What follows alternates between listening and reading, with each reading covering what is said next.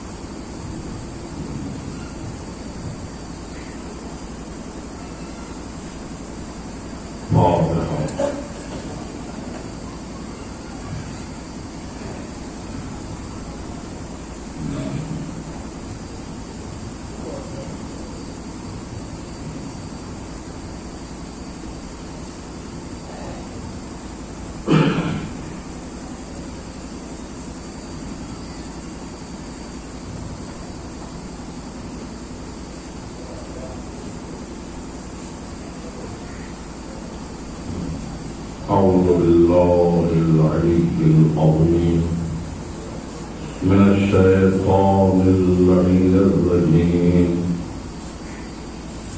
بسم الله الرحمن الرحيم الحمد لله الذي خلق النور من النور وأنزل النور على الطور والبيت المعمور والسقف المرفوع وفي لوح منشور وفي كتاب مسطور هو في العز مذكور وبالفقر مشهور وعلى السراء والضراء مشكور وعلى النبي محبور النبي الأمي العربي القرشي المدني المكي البطهي الأبدهي التهامي معلن الحق بالحق أبي القاسم محمد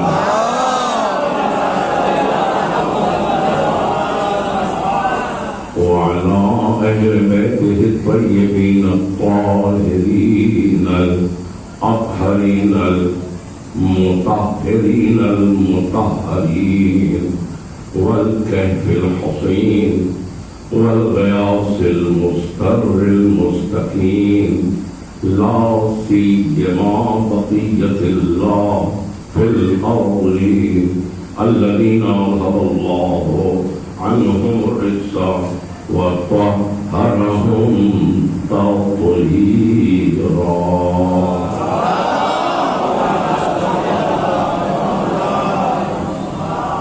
ولعنة الله على أعدائهم وقتلتهم وغاصبي حقوقهم ومنكري فضائلهم ومصائبهم خصوصا ظالمين وقاتلي فاطمة الزهراء ومحسن عليهم السلام إلى يوم الدين أما بعد فقد قال سبحانه وتعالى في كتابه المجيد وفرقانه الحميد وقوله الحق بسم الله الرحمن الرحيم إنا نحن نحيي الموتى ونكتب ما قدموا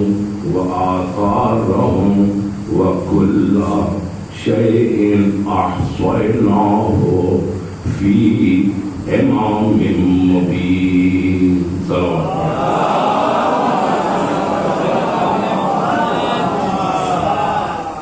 اللہ گرامی ایک محب اہل بیت خادم عزاداری کہ عیسیٰ علیہ السلام کی 40ویں کی مجلس ہے، لہذا اس آیت کے ذیل میں اس مجلس کا عنوان ہوگا محبت اہل بیت کے فائدے اور ماں۔ یہ آج کا خاص عنوان۔ ارشاد رب العزت ہے اس سورہ یاسین کی آیت میں، اِنَّا نَحْنُ نُحْيِي الْمَوْتَىٰ، ہم ہی وہ ہیں کہ جو مردوں کو زندگی عطا کرتے ہیں، وَنَكْتُبُ مَا قَدَّمُوا وَآثَارَهُمْ، اور ہم ہی وہ ہیں کہ جو لوگوں کے کیے ہوئے اعمال اور آثار کو لکھ لیتے ہیں، وَكُلَّ شَيْءٍ أَحْصَيْنَاهُ فِي إِمَامٍ مُبِينٍ، اور ہم نے ہر شے کا احصاء امام مبین میں کر دیا ہے۔ اب پہلے تو آپ یہ غور کیجئے کہ یہ سورہ یاسین کی آیت ہے۔ سورہ یاسین قرآن مجید کا حسین ترین سورہ، معتبر ترین سورہ، جس کی تلاوت کا ہمیں اس وقت حکم ہے کہ جب انسان آخری منزلوں میں ہو یا اس کی موت واقع ہو گئی ہو۔ حکم کیا ہے کہ سرہانے بیٹھ کر یا داہنی طرف بیٹھ کر سورہ یاسین کی تلاوت کرو۔ یہ ہمارے علماء نے ہم سے بتایا کہ مرتے وقت، جس وقت آخری وقت ہو، احتضار کا وقت ہو، اس وقت بھی سورہ یاسین کی تلاوت کی جائے، اور مرنے کے بعد بھی سرانے بیٹھ کے سورہ یاسین کی تلاوت کی جائے۔ کبھی آپ نے غور کیا کہ اتنے سورے ہیں، کسی دوسرے سورے کی تاکید نہیں کی گئی؟ ویسے تو پورا قرآن آدمی پڑھ سکتا ہے وہاں بیٹھ کے، لیکن تاکید جو کی ہے وہ خاص طور سے سورہ یاسین کی ہے۔ سورہ یاسین، توجہ چاہ رہا ہوں، سورہ یاسین کی ہے۔ اب یہ جو مرنے والی ہیں، جن کا انتقال ہو گیا، جن کی یہ مجلس ہے، وہ وہیں پہ رہ گئے۔ اچھا، اب میں جو اس سے ربط دینا چاہ رہا ہوں بات کا، وہ کہ سورہ یاسین کی تلاوت ہی کی تاکید ہے۔ کیوں ہے؟ کبھی سوچئے گا کہ آخر اسی سورہ کی اتنی تاکید کیوں؟ آپ نے سنا ہی ہوگا، یہی سورہ زیادہ تر پڑھا جاتا ہے مرنے والے کے سرانے۔ تو اس کی تاکید اب ہم نے غور کیا تو سورہ یاسین، خود یاسین محمد مصطفیٰ کا نام ہے۔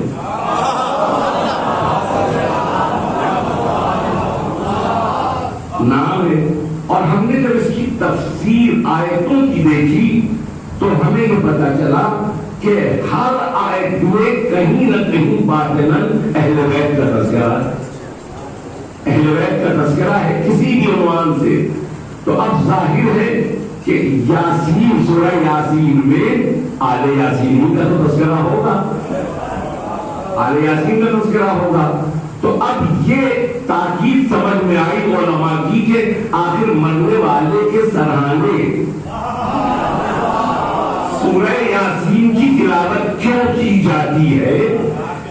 مرنے والا ظاہر ہے کہ ہمارا اپنا مرنے والا کوئی اور مذہب پہ تو مرا نہیں ہے،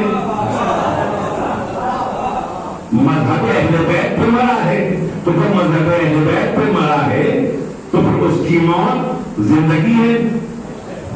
وہ اور قومیں ہوں گی، وہ اور مذہب ہوں گے، لا خیر کہ جن کے یہاں موت ہلاکت ہے، لیکن یہ ہمارا مذہب ہے، اس پہ مرنے والا جب مرتا ہے تو موت شہادت بن جاتی ہے۔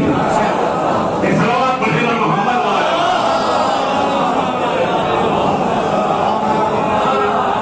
موت شہادت ہو جاتی ہے۔ تو اب یہ جو سورہ یاسین کی تاکید ہے وہ کیوں ہے؟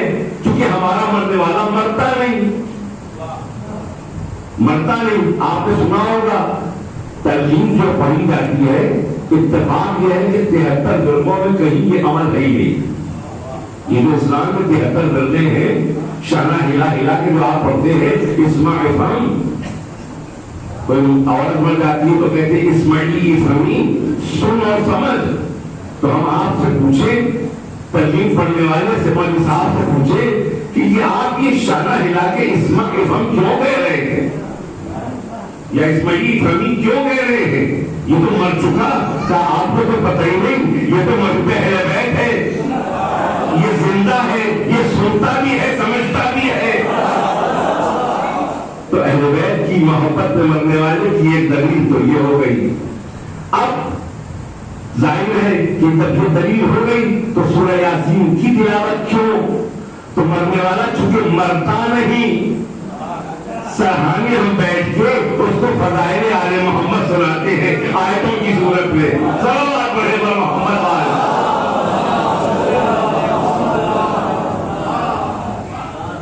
تو اس لیے ہم سورہ یاسین پڑھتے ہیں۔ اب آئیے اس آیت میں ترجمہ تو میں نے کر دیا، اس میں نحنو کا لفظ ہے، نحنو یعنی جمع کا صیغہ، پلورل کا صیغہ۔ اللہ تو ایک ہے، اس نے اپنے لیے پورا سورہ توحید نازل کر دیا، اور هو اللہ احد، اس نے تو اپنے کو واحد بھی نہیں کہا۔ رسول نے ضرور کہا ہے اپنے لیے واحد، انا وعلی من نور واحد، لیکن اللہ نے کہیں واحد کہا ہی نہیں ہے، احد احد کہا۔ تو جب احد کہا تو پھر ظاہر ہے کہ وہ تنہا ہے، اکیلا ہے۔ واحد دو ہو سکتا ہے، تقسیم ہو سکتا ہے، لیکن احد نہیں ہو سکتا۔ تو جب نہیں ہو سکتا تو پھر اللہ یہاں پر آیت میں جمع کا صیغہ کیوں استعمال کر رہا ہے؟ جمع کا صیغہ کیوں استعمال کر رہا ہے؟ تو اس کو تو کہنا چاہیے تھا انا، یعنی میں زندہ کرتا ہوں۔ بہت توجہ چاہ رہا ہوں، اہل بیت کے چاہنے والوں کا مجمع ہے اور مجلس بھی اہل بیت کے چاہنے والی کی ہے۔ اللہ گرامی، تو اب ظاہر ہے کہ اس پہ ہمیں غور کرنا ہے کہ جمع کا صیغہ اللہ نے استعمال کیا، جبکہ احد ہے، صمد ہے، بے نیاز ہے، لم یلد ہے ولم یولد ہے وہ۔ تو جب اتنا تنہا تو جمع کا صیغہ کیوں استعمال کر رہا ہے؟ قرآن کا ایک حرف سمجھ میں نہیں آ سکتا، آپ جس کی سمجھ میں آ رہا ہے اس کے اوپر نہ جائیے گا، لیکن قرآن کا ایک حرف جب تک آل محمد سے علم کی بھیک نہ مل جائے، قرآن کا ایک زبر نہیں سمجھ سکتے، زیر نہیں سمجھ سکتے، جب نہیں سمجھ سکتے، تشکیل نہیں سمجھ سکتے، ایک آیت نہیں سمجھ سکتے۔ تو اب مولا ہی کا چاہنے والا آیا اس آیت کو پڑھنے کے بعد چھٹے امام جعفر صادق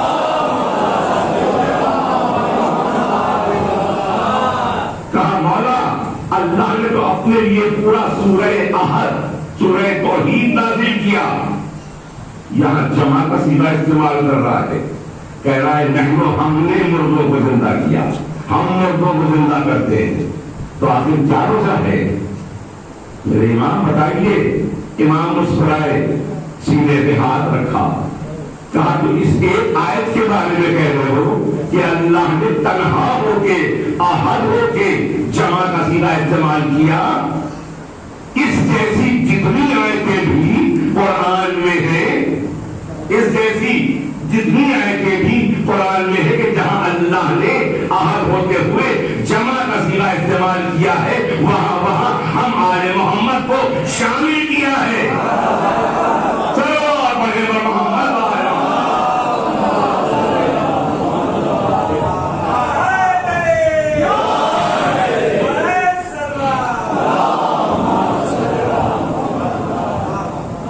وہاں ہم آل محمد کو شامل کیا ہے۔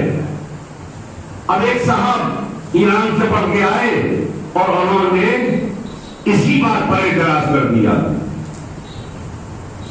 حضرت علی مردوں کو زندہ کرتے تھے اس کے اوپر، جبکہ قرآن میں ہے کہ حضرت عیسیٰ مردوں کو زندہ کرتے تھے، اور حضرت عیسیٰ کی نبوت صدقہ ہے ولایت مولا کائنات علی بن ابی طالب کا،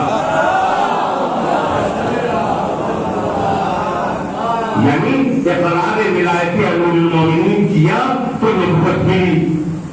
تو ایک نبی تو مردے کو زندہ کر سکتا ہے اور جس کی وجہ سے اس نبی کی نبوت ہے، تو کیا وہ مردے کو زندہ نہیں کر سکتا؟ تو میرے مولا قوم بے اذنی کہہ کر، قوم بے اذنی ٹھوکر مار دیتے تھے اور مردہ زندہ ہو جاتا تھا۔ صلوات پڑھے محمد علیہ۔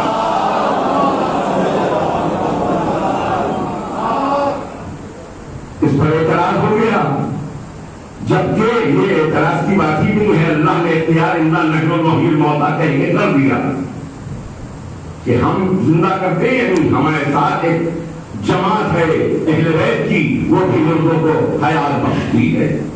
حضرت علی علیہ السلام نے چنانچہ حیات بخشی ہے، ایک نہیں نہ جانے کتنوں کو، اور سب کچھ اللہ نے ان کے حوالے کیا۔ سورہ اللہ پڑھتے شب قدر میں سب کچھ، ہمارا رزق بھی، ساری چیزیں ہمارے ایمان کے حوالے ہو جاتی ہے۔ تو جو بھی امام عصر ہوتا ہے اس وقت، آج ہمارے امام کے جو پردہ غیب میں ہے، اس وقت مولا کائنات تھے، سب کچھ چاہے وہ رزق ہو چاہے دوسری چیزیں ہوں، وہ سب حوالے ہو جاتی ہیں۔ تو میں ان دونوں چیزوں کو، رزق اور حیات، حضرت علی حیات بھی بانٹتے ہیں اور رزق بھی بانٹتے ہیں۔ پہلے رزق کس طرح سے بانٹتے ہیں؟ حضرت علی علیہ السلام مسجد کوفہ میں خطبہ دے رہے ہیں، دیکھیے یہودی بیٹھا ہوا ہے، یہودی بیٹھا ہے، میں ان دونوں کے حیات بانٹنے میں بھی یہودیوں کا اعتراض اور رزق بانٹنے میں بھی یہودیوں کا اعتراض۔ مولا نے درمیان خطبہ دے رہے ہیں، انگلی کے اشارے سے اس طرح سے کیا، تو کوئی نہیں بولا، وہ یہودی اٹھا، یہودی کہتا ہے مولا یہ کیا کیا؟ درمیان خطبہ کہا کائنات کا رزق بانٹ دیا۔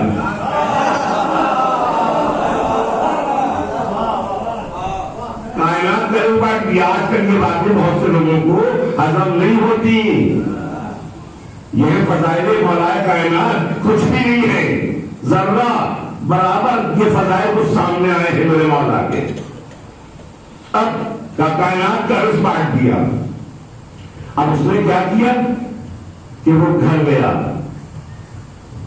دوسرے دن خطبے میں آیا، ایک چھوٹی سی ڈبیا میں، سنیے، ایک چھوٹی سی ڈبیا میں ایک چیونٹی کو بند کر کے لے کے آیا، ہلکا سا چھید بھی نہیں اس میں، وہ لے کے آ گیا۔ میرے مولا نے دوسرے دن میں خطبہ دیا، خطبہ دیتے دیتے انگلی کا اشارہ کیا، پھر کسی نے پوچھا مولا نے کیا کیا؟ کہا کائنات کا رزق بانٹ دیا۔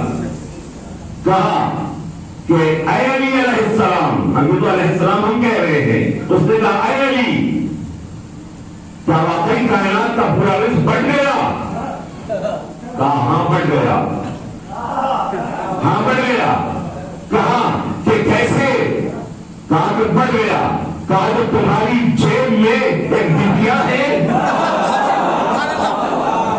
اس میں جو چیٹی ہے، ذرا اس کے منہ کے پاس دیکھو کہ گیہوں کا دانہ ہے یا نہیں ہے۔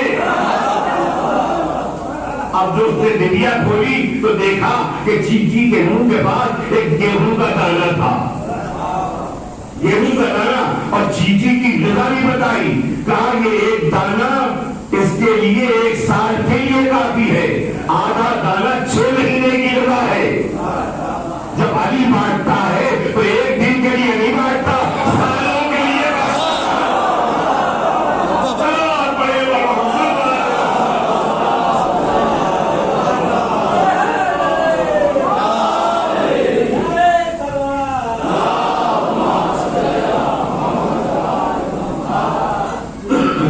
دائرے کی اختیار اللہ نے دیا۔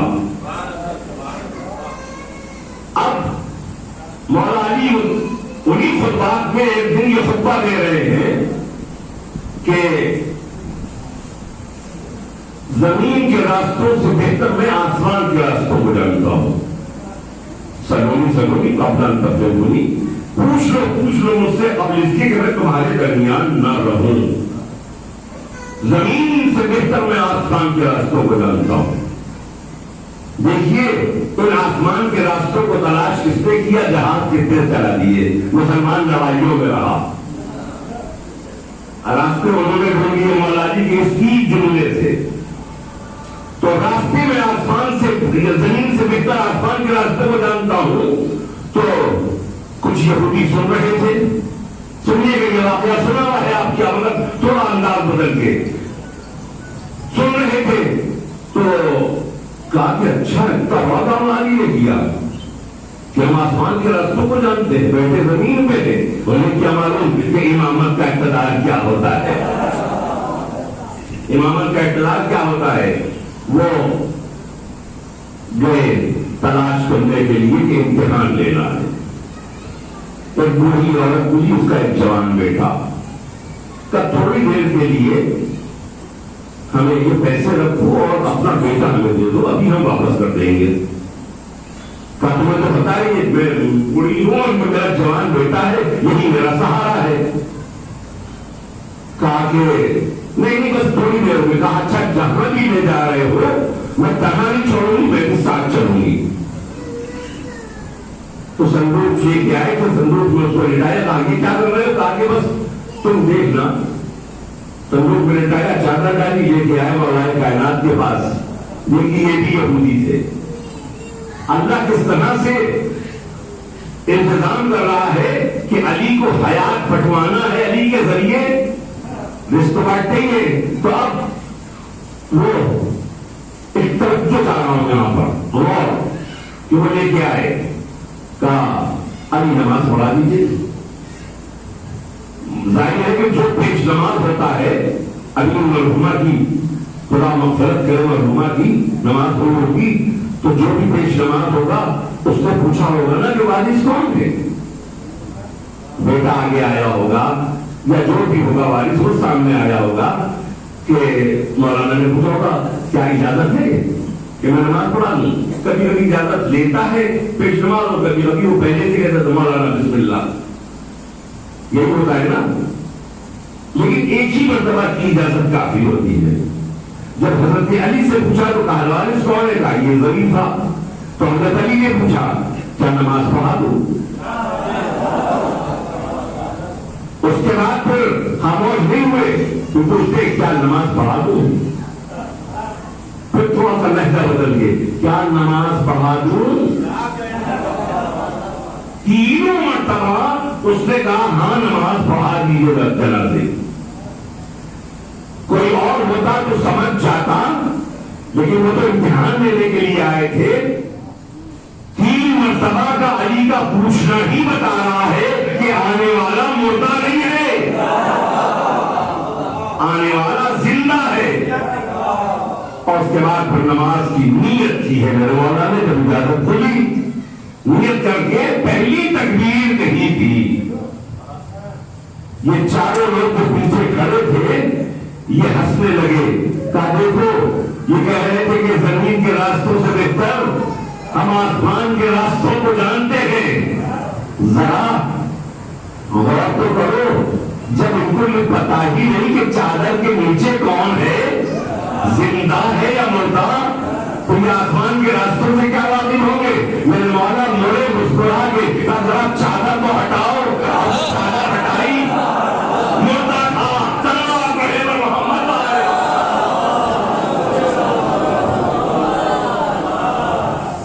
موت آ چکی تھی اس کو. مگر یہاں پر ایک عجیب سانحہ ہوا. عجب کیوں؟ دیکھیے کسی کو حیات ملے، جیسے کوئی مر رہا ہے بالکل آخری منزلوں میں ہے اور ہم نے حضرت علی کو پکارا مولا مشکل کشا تو وہ زندہ ہو گیا، یعنی اب اس کی بیماری ختم ہو گئی، بالکل آخری منزلوں میں ہے، یعنی موت سے وہ واپس آ گیا. تو اس پر اگر 10 لوگ دیکھ رہے ہیں اس منظر کو کہ بالکل آخری منزلوں میں ہے مرنے کی، اور مولا مشکل کشا کو پکارا، نجف کے ساتھی کو پکارا اور مدد کے لیے آ گئے اور وہ اس کو صحت دے دی. تو اب سارے لوگ جو وہاں بیٹھے ہوں گے بے ایمان وہ صاحب ایمان ہو جائیں گے، کیونکہ زندگی ملی ہے۔ مگر یہاں الٹا ہوا، یہاں بیٹے کی موت پر ایمان آ گیا، یعنی بیٹا مرا اور علی پر ایمان آ گیا۔ حیات ملنے پر ایمان تو ہم نے دیکھا، اور کیجیے گا، موت ملنے پر ایمان، یہ قابل تعجب ہے کہ موت سے ایمان پیدا ہو رہا ہے۔ آگے بڑھ گئی، گڑگڑانے لگی، ہاتھوں کو لڑا، کہا علی ہمیں پتا ہے جس کی نیت میں یہ اثر ہے کہ زندہ مردہ ہو جائے وہی مردے کو زندہ نہیں کر سکتا ہے۔ گڑگڑانے لگی، ابو طالب کا بیٹا ہے علی، ابھی تذکرہ سنا ہے آپ نے، سخی ابن سخی ہے علی، حضرت ابو طالب کی سخاوت مشہور ہے، ان کے بیٹے علی خود سخی۔ حضرت علی سے تو سوال ہوا تھا کہ حاتم طائی 40 دروازوں سے بانٹتا ہے، کہا کہ آخر ایک دروازے ہی پہ تک نہ بانٹ دیا کہ لوگوں کو 40 دروازے جانا پڑا۔ تو جو جس کا یہ نظریہ ہو سخاوت میں، تو میرے مولا نے جب وہ گڑگڑائی تو اب ظاہر ہے کہ مولا سے باہر آ گیا۔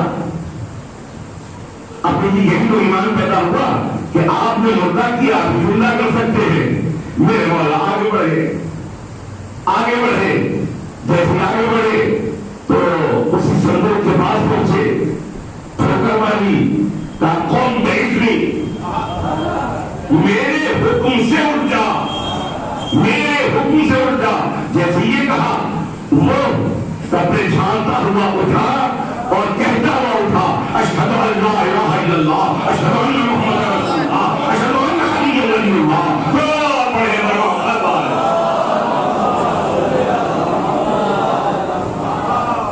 بیٹا بھی صاحب ایمان ہو گیا اور ماں بھی صاحب ایمان ہو گئی۔ تو عزیزان گرامی، ان کو اختیار دیا گیا ہے، موت و حیات کا اختیار۔ اہل بیت علیہ السلام سے عقیدت رکھیے، محبت رکھیے، دنیا سے رابطہ کیسا بھی ہو، لیکن اہل بیت سے رابطہ حسین ہونا چاہیے، بہترین ہونا چاہیے۔ یہ فائدے مند ہے۔ محبت کے اہل بیت کے فائدے میں آپ کی خدمت میں عرض کرنا چاہ رہا ہوں کہ محبت اہل بیت کے فائدے کیا ہیں۔ فرماتے ہیں کہ حب رسول فرماتے ہیں حبی وحب اہل بیتی اساس الاسلام، میری محبت اور میرے اہل بیت کی محبت اسلام کی بنیاد ہے۔ اب جو فرما رہے ہیں جو فائدے ہیں، حبی وحب اہل بیتی نافع علی سبعۃ مواطن احوالهن عظیمۃ عند الوفاة فی القبر عند الحساب عند الکتاب عند النشر عند الميزان عند الصراط۔ یہ 7 فائدے گنوائیے۔ کہا میری محبت، میرے اہل بیت کی محبت۔ پہلے کیا فرمایا کہ میری اور اہل بیت کی محبت اسلام کی بنیاد ہے۔ پھر فرمایا میری محبت، میرے اہل بیت کی محبت 7 عظیم موقعوں پر جس کی ہولناکی عظیم ہوگی وہاں میری محبت، میرے اہل بیت کی محبت فائدے مند ہوگی، فائدے مند ہوگی۔ کہاں کہاں؟ عند الوفات، جس وقت موت آ رہی ہوگی، پھر قبر، جب قبر میں بندے کو لٹایا جائے گا، تخت دیے جائیں گے، تختے رکھ دیے جائیں گے، عند الحساب عند الکتاب، جس وقت حساب و کتاب ہو رہا ہوگا، جب نام اعمال اس پر دیا جا رہا ہوگا، عند الحشر، جب حشر کا ہولناک ہنگام ہوگا، سوا میزے پہ آفتاب ہوگا، اس وقت میری محبت اور میرے اہل بیت کی محبت فائدہ پہنچائے گی۔ اور صراط کے اوپر میری محبت فائدہ پہنچائے گی۔ میزان، جس وقت اعمال تولے جا رہے ہوں گے اس وقت میری محبت اور میرے اہل بیت کی محبت فائدہ پہنچائے گی۔ لیکن اندر وفات، جس وقت روح نکل رہی ہوگی، اس وقت پیدا آپ نے دیکھا ہوگا بعض کی موت تکلیف دہ ہوتی ہے، تھوڑا مشکل سے آتی ہے موت، تھوڑا مشکل سے آتی ہے، لوگوں کو بلایا جاتا ہے، جو نیک افراد ہوتے ہیں ان سے کہا جاتا ہے کہ آئیے دشمنوں پر کی تلاوت کیجیے، موت کی سختی ہے، لیکن کچھ کی موت آپ نے سنا ہوگا کہ ایسے آتی ہے جیسے پھول سے خوشبو نکل گئی۔ تو عند الوفات، اہل بیت کی محبت وقت وفات کام آتی ہے۔ پھر قبر سنا ہے آپ نے عذاب ہوتا ہے، لیکن اگر اہل بیت کی محبت ہے تو وہ عذاب نہیں ہوگا۔ حبی محبت رسول فرما رہے ہیں میری محبت میں اہل بیت کی محبت پیدا پہنچائے گی قبر میں۔ اندر کتاب اس وقت نامہ اعمال دیا جائے گا، اگر اہل بیت کی محبت ہے تو نامہ اعمال میں نیکیاں کی نیکیاں نظر آئیں گی۔ اندر حساب جس وقت حساب و کتاب رہا ہوگا تو وہاں نیکیوں کی بلندی ہوگی، جس وقت میزان میں اعمال تولے جا رہے ہوں گے اہل بیت کی محبت کام آئے گی، ایمان میزان میں نیکیوں کا پلہ بھاری ہوگا۔ اندر صراط جس وقت صراط کے اوپر سے گزرنا ہوگا، آپ نے سنا ہے تلوار سے زیادہ تیز آگ سے زیادہ گرم بچوں کو شروع میں سکھایا جاتا ہے، تو اتنا سخت وہ پلے صراط ہوگا، لہذا میری محبت رسول کہتے ہیں اور میرے اہل بیت کی محبت اگر ہوگی تو پلے صراط سے اس طرح سے گزر جائے گا جیسے برق گزرتی ہے، روشنی گزرتی ہے، اس طرح سے میزان میں اعمال کھولے جائیں گے۔ ساری جگہ اہل بیت کی محبت کے فائدے نظر آئیں گے۔ اب شروع میں جو بات میں نے انا نحن نحیی الموتیٰ، ہم ہی مردوں کو زندہ کرتے، یہ کون سے مردے ہیں؟ یہ کن مردوں کے بارے میں کہا جا رہا ہے کہ ہم ہی مردوں کو زندہ کرتے ہیں؟ ایک تو یہ کہ کریں گے وہ تو قیامت کے قریب کرے گا، یا ظہور کے بعد جس وقت کچھ اچھے لوگ کچھ برے لوگ اس کو جسے رجب کہتے ہیں، لیکن یہاں بات آ رہی ہے ہم کرتے ہیں مردوں کو زندہ، یعنی ابھی بھی کر رہا ہے، ابھی بھی کر رہا ہے۔ اچھا جو انسان پیدا ہوتا ہے ماں کے پیٹ سے وہاں معاملہ دوسرا ہے، وہاں آدم سے وجود میں آتا ہے، تو وہ والی بات بھی نہیں کہ ہم پیدا کرتے ہیں ہم زندہ کرتے ہیں، یہ بھی نہیں تو وہ بھی نہیں، قیامت کے قریب بھی نہیں، رجب بھی نہیں، تو پھر یہ کون سا موقع ہے کہ ہم مردوں کو زندہ کرتے ہیں، مردوں کو زندہ کرتے ہیں۔ کہیں آپ نے سنا، کسی مذہب میں سنا، کسی قوم میں سنا کہ کسی لیڈر نے یہ کہا ہو کہ مرنے کے بعد میرا مردہ زندہ ہو جاتا ہے، زندہ ہو جاتا ہے؟ صرف اور صرف ہمارے لیڈر محمد مصطفیٰ صلی اللہ علیہ وسلم نے فرمایا محمد شہیدہ، جو اہل بیت کی محبت میں مر جائے وہ شہید ہوتا ہے، وہ شہید ہوتا ہے، وہ زندہ ہوتا ہے، اور جو زندہ ہوتا ہے وہ پروردگار کی بارگاہ سے رزق پاتا ہے۔ صلوات پڑھے محمد،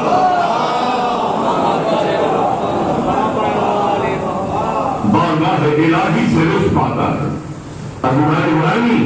اب جو میں بات عرض کرنا چاہ رہا ہوں کہ فائدے کے کہ اہل بیت کی محبت کے فائدے، آپ نے یہی حدیث زیادہ تر سنی ہے، بہت سے علماء خطیب اس حدیث کو عنوان بھی قرار دیتے ہیں۔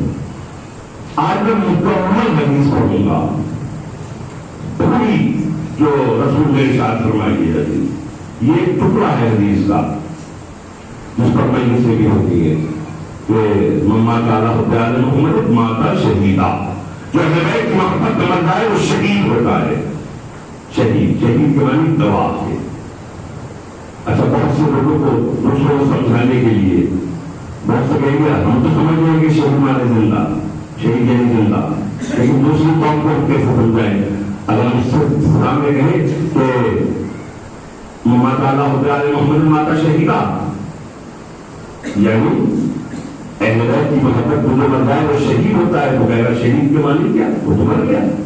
نہیں، شہید اصل میں شہید کے معنی ہے گواہ، ایک ہوتا ہے شاہد اور ایک ہوتا ہے شہید، تو یہاں شہید کے معنی گواہ کے ہے، گواہ کے ہے۔ جو اہل بیت کی محبت میں مر جائے وہ شہید ہوتا ہے یعنی گواہ ہوتا ہے. گواہ ایمان سے بتائیے عدالت میں کبھی مردہ کو دیکھا ہے؟ کبھی مردہ کو گواہ دیکھا ہے؟ نہیں دیکھا.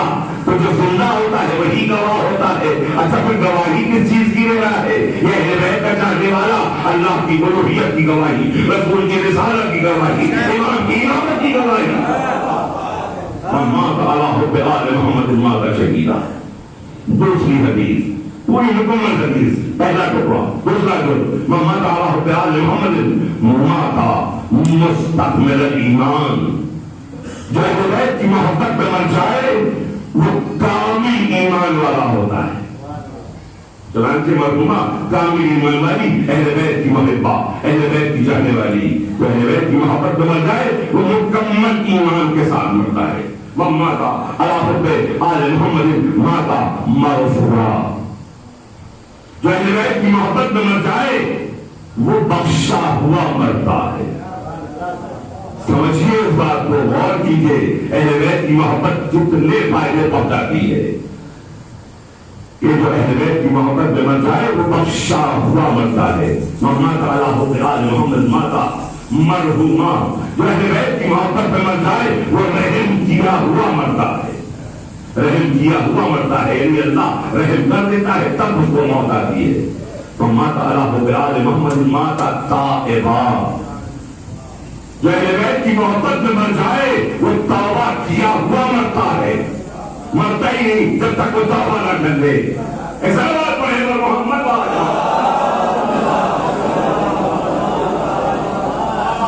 اب جو بقیہ حدیثیں ہیں وہ بھی آپ کی خدمت میں تو ماتا علی حب آل محمد ماتا.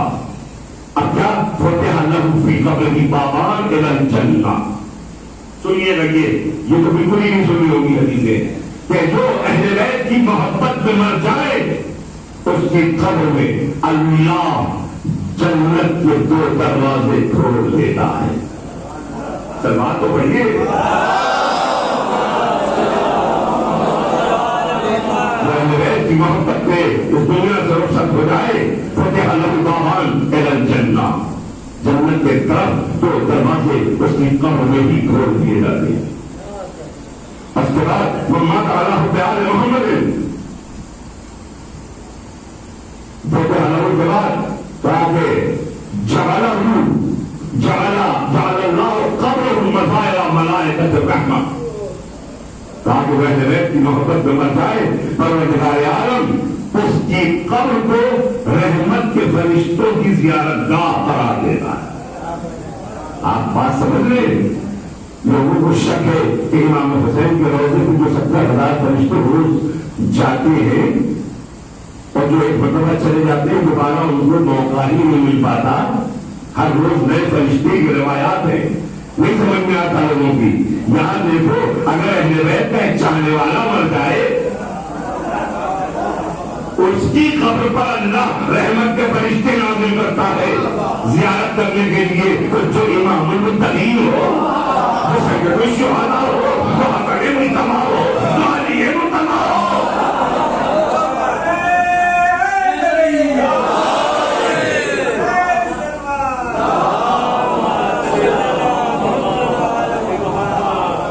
اور ایک اور حدیث آپ کی خدمت میں مات علی حب آل محمد بشرہ ملک الموت بالجنہ ثم منکر نکیر. یہ آپ کو تحفے دے کے جا رہا ہوں اہل بیت کی محبت کے فائدے. تو جو اہل بیت کی محبت میں مر جائے تو مرنے سے پہلے ملک الموت کو جنت کی بشارت دیتا ہے. جب وہ قبر میں جاتا ہے تو منکر نکیر اسے بشارت دیتے ہیں جنت کی. یہ ہے اہل بیت کی محبت کے فائدے. ظاہر ہے کہ محبہ کی مجلس ہے، عزادار کی مجلس ہے تو یہ ثواب بھی پہنچ جائے.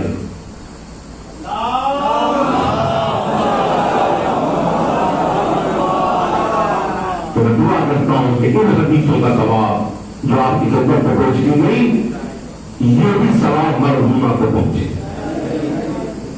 تو اب ماں کے حوالے سے اہل بیت لیکن ماں کی اہمیت کا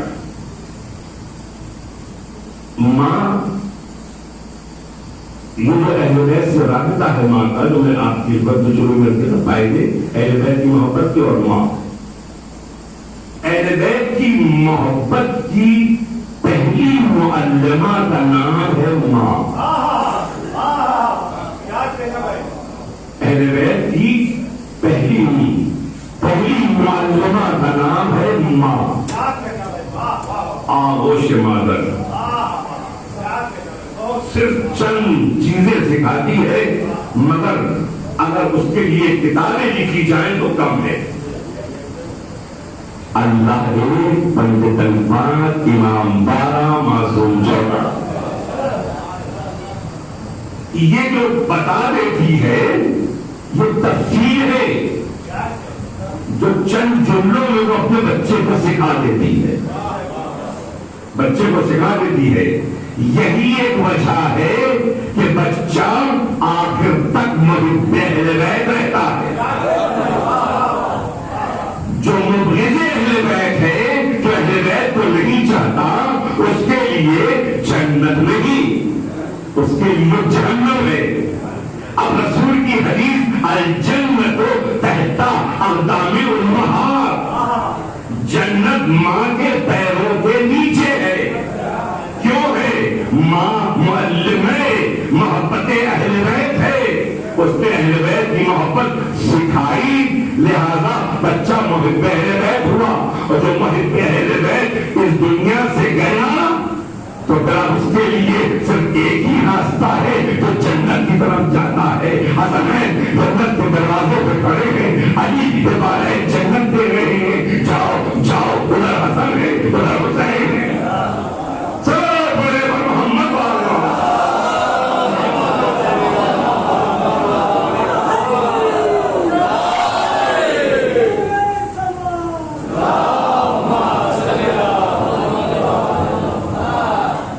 مگر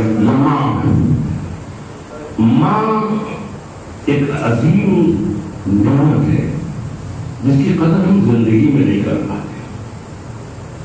دیکھیے، میں اکثر ان مجلسوں میں جو ماں کے حوالے سے ہوتی ہے، مثال ثواب کی یہ بات کہتا ہوں کہ ماں کا ایک کونے میں تخت پر بیٹھا رہنا ہی غنیمت ہے اور بابرکت ہے گھر کے لیے۔ اس وقت جب جوان بیٹا گھر سے باہر جاتا ہے، اس کا وہ جملہ کہنا خدا حافظ لے گا۔ کوئی کہے زیب نہیں دیتا، بیوی کہے، بیٹی کہے، بھائی کہے، یہ زیب دیتا ہی ماں کو ہے، بیٹا خدا حافظ۔ اور اتنا یقین ہوتا ہے جملے میں کہ بیٹے کو یقین ہو جاتا ہے کہ میں واپس ضرور آؤں گا۔ صلوات پڑھے پر محمد والا۔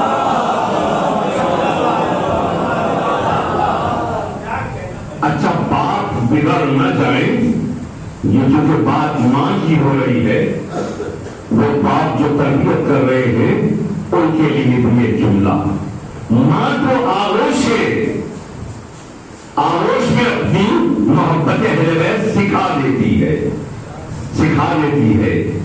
لیکن اہل بیت کی محبت کی شمع جو جل رہی ہے میرے دل میں، اس کی لو کو اور تیز کرنے کے لیے باپ اپنے بیٹے کی انگلی پکڑ کے مسجد لے کے آتا ہے، مجلس میں لے کے آتا ہے۔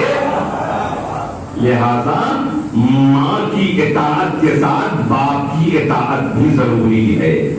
اب سنیے، اب یہ جو کہا گیا کہ جنت ماں کے پیروں کے نیچے ہے، تو یہ کھلتا نہیں ہے در، اس لیے کہ جب جنت ہے تو جنت کے دروازے بھی ہے۔ جنت کے دروازے نہیں کھلیں گے اگر باپ کی اطاعت نہ ہو۔ باپ کی اطاعت بھی شرط ہے۔ سوال پڑھے پر محمد والا۔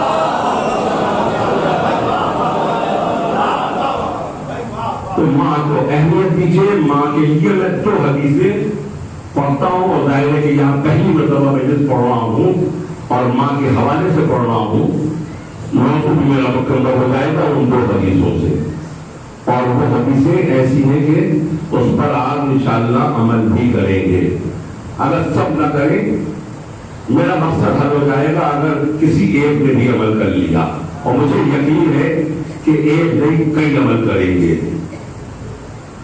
دیکھیے 2 چیزیں ہیں، ایک ماں کی پیشانی پہ بوسہ اور ایک ماں کے پیروں کا بوسہ۔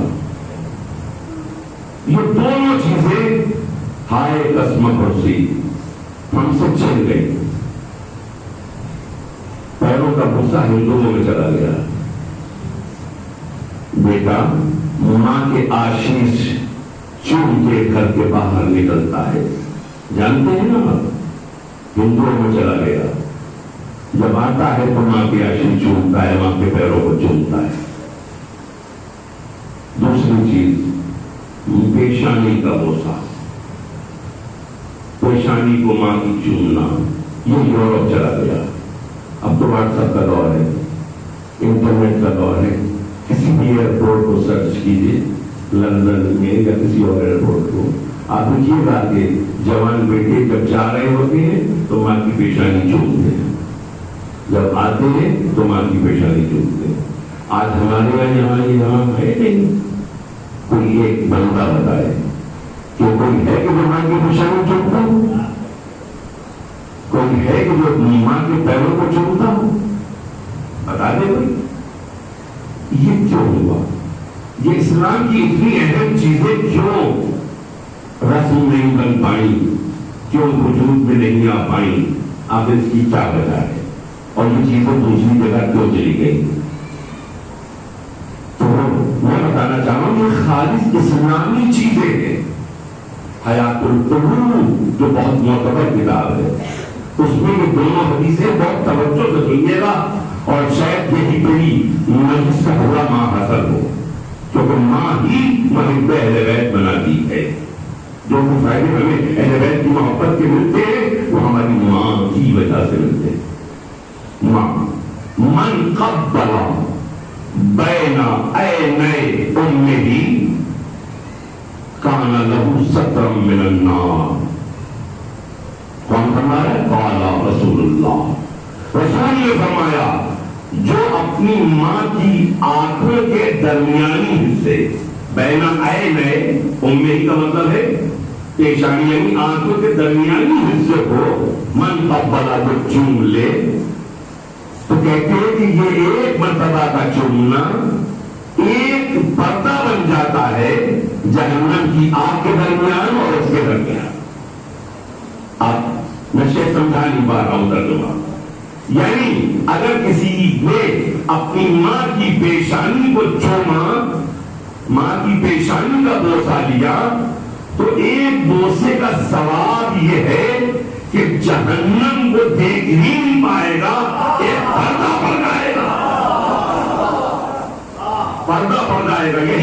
یہی جو بوسہ ہے یہ ایک پردہ بنے گا۔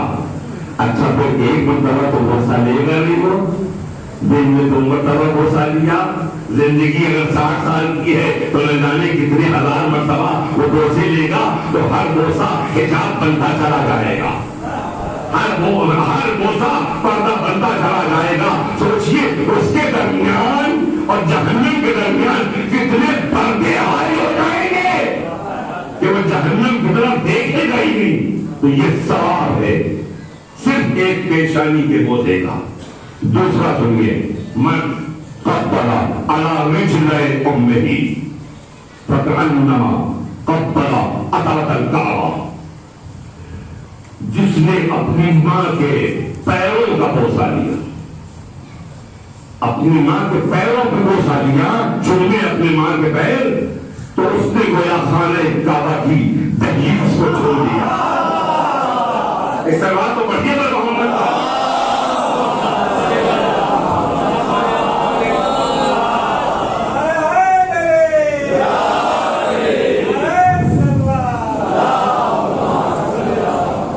خانہ کعبہ کی دہلیز کو چوم لیا۔ گے اور آپ کی محبت میں اضافہ ہوگا جب ہم اس حدیث کا انالائسس کریں گے. اب 2 سال سے تو دوسرے لوگوں کے لیے حج نہیں ہے، بند ہے، لیکن جو لوگ حج پہ جاتے ہیں کتنا خرچ ہوتا ہے؟ 3 لاکھ 4 لاکھ روپے 1 مہینے وہاں رہتے ہیں.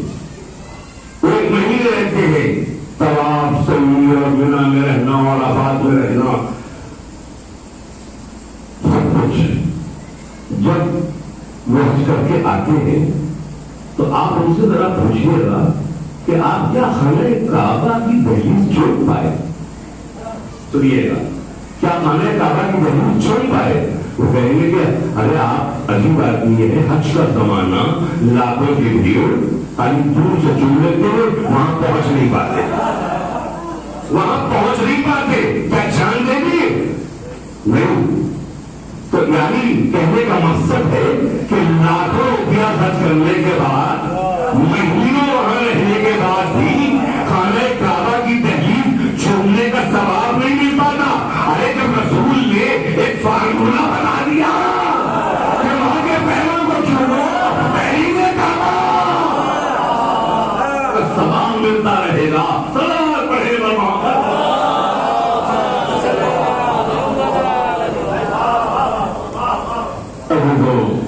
ماں ایک 3 نعمت ہے. ماں سے ہم نے تو پہلے بیت سیکھی ہے. خدا ان ماؤں کو سلامت رکھے کہ جن کے بچے نوحہ خان بھی ہے، نوحہ گنا بھی ہے، ماتمی بھی ہے، مجلسی بھی ہے، فرشادہ پہ بیٹھتے بھی ہیں. اللہ ان ماؤں کو صحت اور عافیت عطا فرمائے جو زندہ ہے. جو دنیا سے رخصت ہو گئی ان کی مغفرت فرما. ماں کی بد دعا سے بچیے، ماں کی دعا لیجیے، ماں کی دعا لیجیے. ایک ہی بات میں آپ کی خدمت میں عرض کروں گا، آیت اللہ مرعشی، ماں اور باپ دونوں کا توازن برقرار رکھا. آیت اللہ مرعشی آپ لوگ جائیں گے تو مقدس، جب آپ جائیں گے تو وہاں ایک لائبریری ہے جس کا نام ہے مرعشی لائبریری، کتب خانہ مرعشی. وہ جانتے کیسے بنی؟ وہ میں آپ کو داستان ہوتی اور ان کا واقعہ، ماں باپ کی اہمیت کے اوپر اور اس کے بعد رکھتے مسائل وہ سن لیجیے. آیت اللہ مرعشی کون؟ بہت بڑے عالم، حرم میں معصومیت میں نماز آپ پڑھاتے ہیں. جو شب قدر آتی ہے نا، سننے کا بہت غور سے، جو شب قدر آتی ہے، شب 19، شب 21 اور شب 23، تینوں دن وہ 6 دن کی نمازیں بعد جماعت پڑھاتے تھے قضاء عمری. اچھا ہوتی کیا ہے مفاد الجنان میں؟ مفاد الجنان میں یہ ہے لکھا ہوا کہ تینوں شبوں میں 100 رکعت نماز تو پڑھی جائے گی شب قدر کی، 2 رکعت کر کے پڑھی جائے گی. اگر کسی کی قضا نہیں ہے، لیکن حالات ہوتے ہیں، اس کچھ وجوہات ہوتی ہیں، تو اگر کسی کی کچھ نمازیں قضا ہے تو قضاء عمری کی نیت سے پڑھے.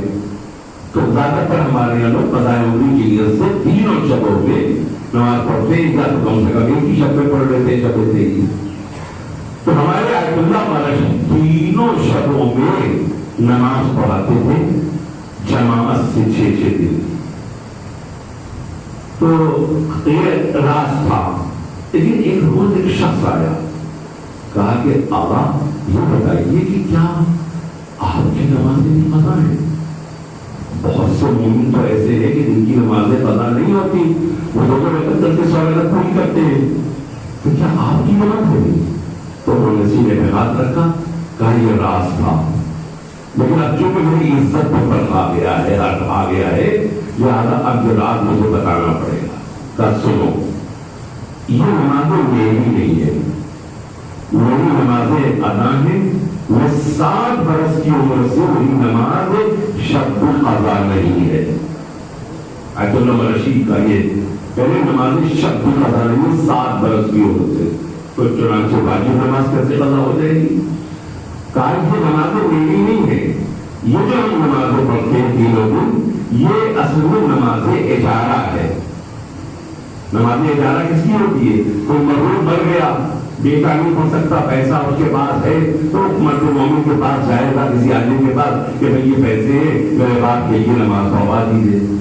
تو کہا کہ ہم نماز اجارہ پڑھ رہے ہیں، فقط اس لیے ہم پڑھ رہے ہیں تاکہ ہم اس سے کتابیں خریدیں، چونکہ ہمیں ایک کتاب خانہ بنانا ہے۔ ذرا سوچئے کہ نماز اجارہ پڑھ پڑھ کے انہوں نے اتنا بڑا کتب خانہ بنا لیا کہ اس وقت اسلام کا سب سے بڑا کتب خانہ ہے۔ اور وہ کتب خانہ ایسا ہے کہ جہاں ہاسپٹل بھی ہے۔ کتابوں کا ہاسپٹل آپ نے کبھی سنا ہی نہیں ہوگا۔ کتابوں کا ہاسپٹل یعنی وہ کتابیں کہ جو بہت مقبول ہو جاتی ہے اور وہ اگر ایسی رکھی رہے گی تو اور خراب ہو جائے گی، لہٰذا اس کے لیے باقاعدہ ایک روم ہوتا ہے، ہاسپٹل بنایا جاتا ہے تاکہ اس میں اس کا ٹریٹمنٹ کیا جاتا ہے تاکہ وہ کتاب باقی رہے۔ وہاں ہاسپٹل بھی موجود ہے۔ تو اب یہ اس منزل پہ کیسے پہنچے؟ آیت اللہ مرشی مر گئے، تقریر پر ہے۔ ایک مرتبہ کا واقعہ، بہت چھوٹا سا واقعہ، بہت ہی نصیحت آموز واقعہ ہے کہ باپ بھی عالم تھے، کوٹھے پہ مطالعہ کر رہے تھے، کتاب خانہ تھا چھوٹا سا، اور زیادہ تر علماء کا طریقہ تھا کہ لیٹ کے سینے کے اوپر کتابیں رکھے پڑھتے تھے۔ بہت سے علماء کے لیے یہاں پہ گٹھے پڑ جاتے تھے، گٹھے کاٹے جاتے تھے کتابوں سے، اتنی کتابیں مطالعہ کرتے تھے۔ تو وہ ان کے والد بھی کر رہے تھے، ادھر یہ بچے تھے کھیل رہے تھے۔ ماں نے کھانا جب پکا لیا تو کہا کہ بیٹا، شہاب الدین نام تھا، کہا شہاب الدین جاؤ اپنے باپ کو بلا لاؤ، کھانا تیار ہو گیا ہے، کھانا تیار ہو گیا ہے۔ جلدی سے دوڑے ہوئے اپنے باپ کے حجرے میں گئے اوپر، کیا دیکھا کہ کتاب سینے پہ ہے اور باپ سو رہے ہیں، باپ سو رہے ہیں۔ تو اب کیا ہوا؟ ظاہر ہے کہ باپ کو بھی اذیت نہ پہنچے، ادھر ماں کا حکم بھی ہو جائے کہ ماں نے چونکہ بلایا ہے، ماں کے حکم کی بھی نافرمانی نہ ہو، اور باپ کو بھی اذیت نہ ہو، باپ کو بھی اذیت نہ ہو۔ تو پیروں کے پاس آئے اور پیروں کا بوسہ لینے لگے، پیروں کا بوسہ لینے لگے۔ اس جو گرمی بوسہ ہوتی ہے، جو چومنے سے گرمی آتی ہے، اس گرمی سے ہمارے آیت اللہ مرشی کے والد بیدار ہوئے۔ اب جو دیکھا تو شہاب الدین ہے، جلدی سے گلے لگا لیا، کہا پروردگار تمہیں مرد تکلیف بنائے۔ اور یہی واقعہ آ کے انہوں نے دسترخوان کے اوپر بیان کیا تو ماں نے بھی یہی دعائیں کی کہ پروردگار میرے بیٹے شہاب الدین کو مرد تکلیف بنا۔ تو کہنے کا مقصد ہے کہ ماں باپ کی دعائیں لیجیے، بد دعاؤں سے بچیے۔ بس حضرات گرامی، گھر میں بڑے گھر میں کوئی بھی بڑے وہ سناٹا نہیں ہوتا، وہ رونق ہی نہیں آتی، لیکن ماں اگر مر جائے گھر سونا ہو جاتا ہے۔ پوتے اور پوتیوں کو ساتھ میں لے کے رہنے والی ایسی دادی یا ایسی نانی یا ایسی ماں جب چلی جائے تو ان بچوں کا کون ہوتا ہے، ان بچوں کو خلاصہ کون دینے والا؟ غلط دیکھے کوئی بھی گھر کا مرے وہ بے رونقی نہیں آتی، لیکن ماں کے مرنے سے اب ذرا اندازہ لگائیے کہ عام ماں کے مرنے سے گھر بدلونا ہو جاتا ہے۔ ذرا کربلا سے پوچھیے، کربلا نہیں بلکہ اس اہل بیت کے گھرانے سے پوچھیے کہ جب بیوی فاطمہ اس دنیا سے رخصت ہوئی ہوگی تو گھر کا کیا عالم ہوا ہوگا، حسن کس طرح سے برداشت کر رہے ہوں گے، حسین نے کیسے برداشت کیا ہوگا، زینب نے کیسے برداشت کیا ہوگا۔ خاندان میں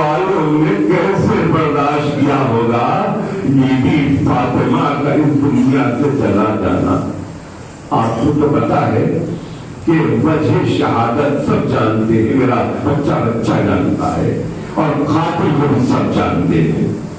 خدا لعنت کرے قاتل زہرا پر. عزیزو, زہرا کی شہادت کی وجہ پتہ ہے؟ زہرا کی شہادت کی وجہ پسلیوں کا ٹوٹ جانا. خدا کو غم نہ دے اور مرحوم کو یہ آنسو پہنچ جائے. سے پسلیوں کا ٹوٹ جانا. پسلیاں ٹوٹی ہوتی تھی, ایک ہاتھ پسلیوں کو ہوتا تھا, چکی چلا رہی ہوں, روٹی بنا رہی ہے, کنویں سے پانی پھینک رہی ہے, بچوں کو نہلا رہی ہے, بچوں کو کپڑے پہنا رہی ہے. خدا کو یہ لوگ نہ دے سوائے نبی سید الشہداء وہ شہدائے کربلا. عزیزو, یہی سبب بنا شہادت کا. اور وہ تصویر ٹوٹی کیسے پتہ ہے آپ کو؟ خدا لعنت کرے قاتل زہرا پر. جلتا ہوا دروازہ شہزادی زہرا پہ گرا, پہلو کے اوپر پسلیاں بھی ٹوٹی, موزن کی شہادت. عزیزو, اور جو ظلم ہوا دروازہ تو گرا ہی, جلتا ہوا دروازہ گرا, محسن کی شہادت بھی ہوئی. لیکن ہوا جو غضب ہوا ہے, جو میری زبان سے میں کیسے کہوں, کیونکہ اندر ابو حسن ہے حضرت علی, اسی دروازے جلتے ہوئے دروازے پہ پیر رکھتے ہوئے ظالم گھر میں داخل ہوئے, رسی ہاتھ میں ہے, علی کے گلے میں رسی باندھی, کہتے ہوئے لے کے چلے. سیدہ نے کہا ابو حسن کو چھوڑو, میں اپنے بال کو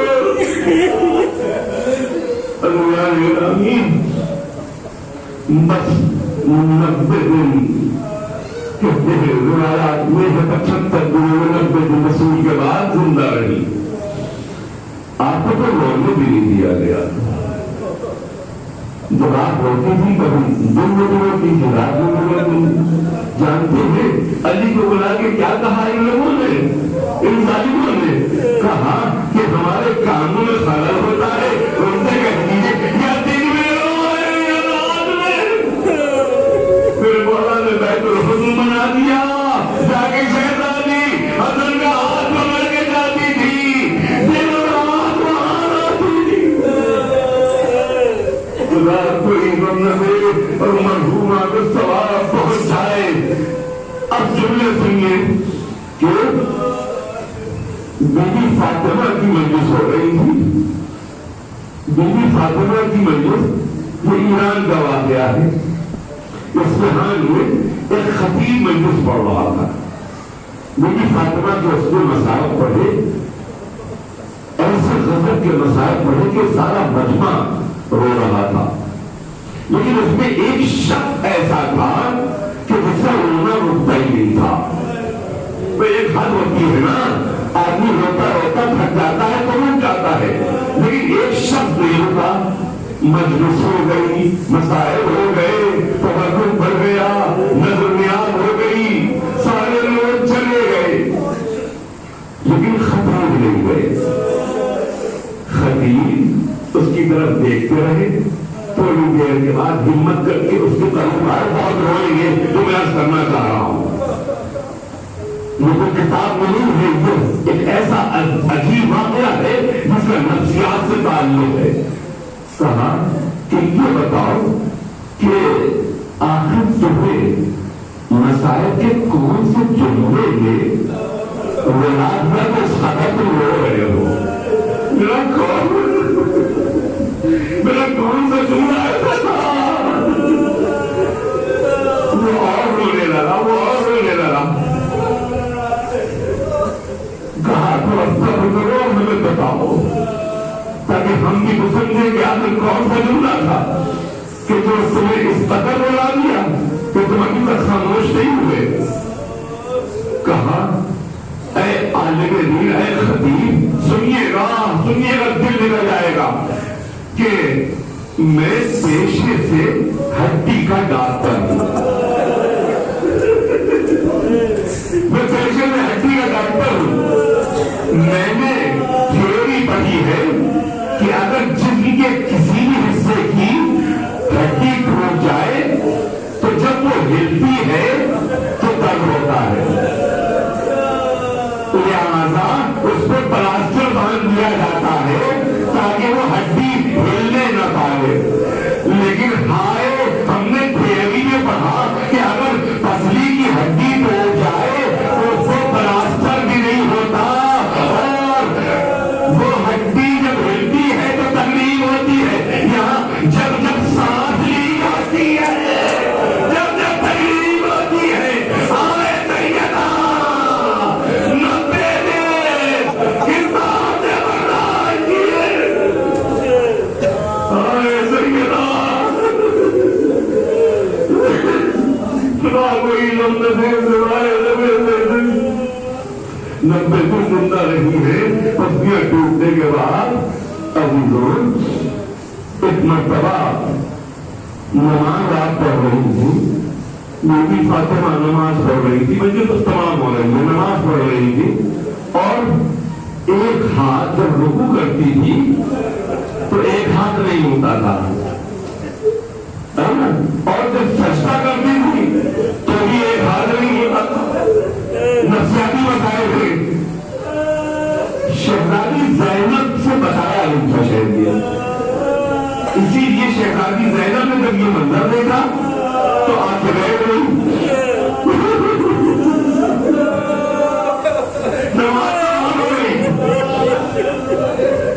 شہزادی زینب متوجہ ہوئی. اماں جب آپ رکوع کرتی ہے یا سجدہ کرتی ہے تو یہ ایک ہاتھ کہاں ہوتا ہے؟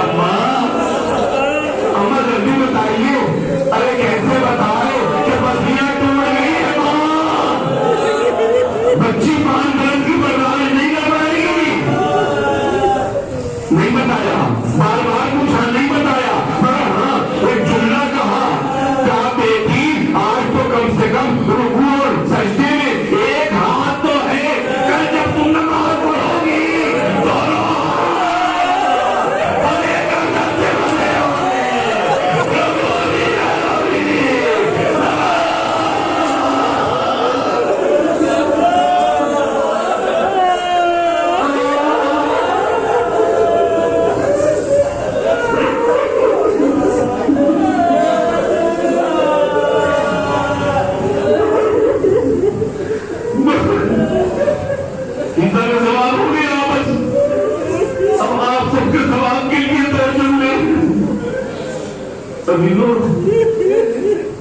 اسی طرح وہ دن بھی آ گیا.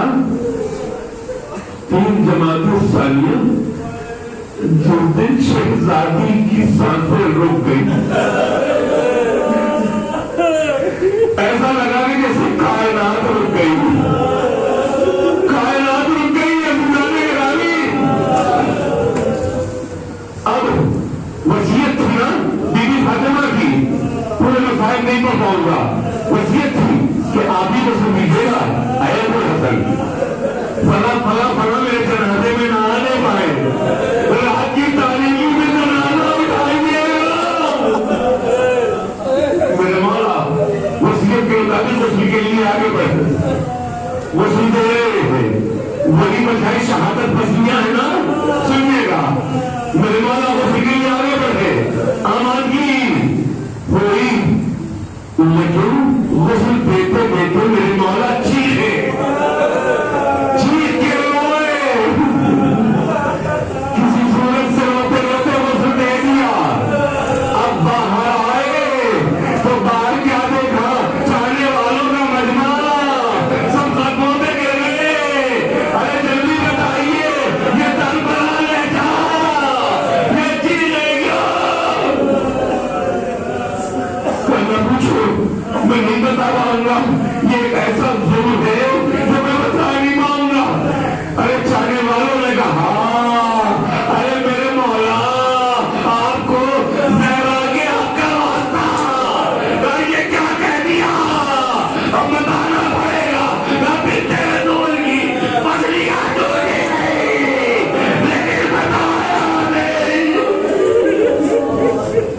لیکن کوئی تذکرہ نہیں کیا. بس ابھی لوگ کرونا سے بات کو ملاتے ہوئے چلے. اب پھر واپس آئے, کفن پہنا چکے تھے. مولا نے ایک رسم ایجاد کی جو پہلے نہیں تھی, جو آج ہمارے یہاں ہے. مردے کا آخری دیدار کرایا جاتا ہے. وہ کفن پہنا دیا جاتا ہے نا, تو بلایا جاتا ہے کہ آؤ بیٹا آخری دیدار کر لو. بیٹیاں آتی ہیں آخری دیدار کرنے کے لیے, رشتے دار آتے ہیں, مہمان آتے ہیں, آخری دیدار کرتے ہیں. میرے مولا نے اعلان کیا, کفن ہٹا دیا چہرے سے. کچھ مسائل تمام ہو رہے تھے. عزیزوں, اشارے ثواب بھی ہو رہا ہے, ہٹا دیا. زینب آؤ